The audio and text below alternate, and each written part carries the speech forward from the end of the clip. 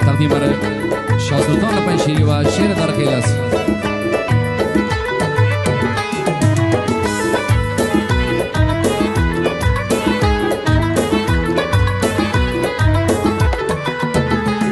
نوروز بنو بهار کی میبینم، گلها را به چشم زار کی میبینم، گلها را به چشم زار در فصل بهار، من چشم تو را خمار کی میبینم، من چشم تو را خمار کی میبینم. شیرین نگارم خم خم زد زلفانت، بیا نگارم ببوسم لب و دندانت، شیرین نگارم خم خم زد زلفانت، بیا نگارم ببوسم لب و دندانت. تو پست زهان عجب نگاری هستی، تو چشم خمار عجب نگاری هستی.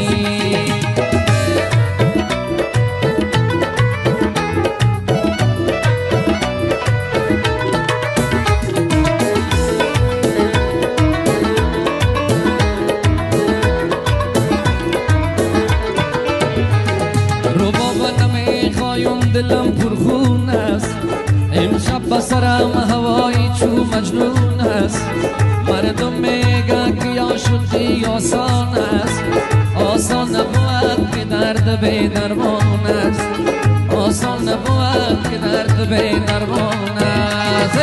شدی نگارم خم خم زد از زلفانت، بیا نگارم ببوسم لب و دندانت، تو غنچه دهان عجب نگاری هستی، تو چشم خمار عجب نگاری هستی. تقدیم بر شعر در خلوه شاه سلطان پنشیری است.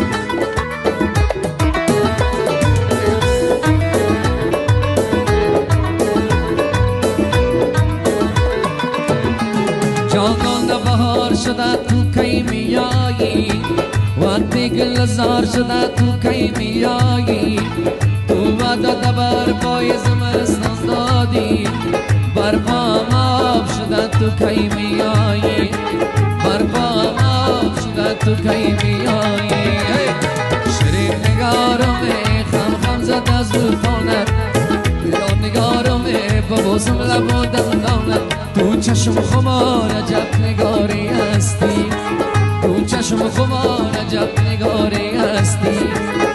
شیرین نگارم خم خم زد از زلفانت، بیا نگارم ببوسم لب و دندانت، تو چشم خمار عجب نگاری هستی، تو غنچه دهان عجب نگاری هستی.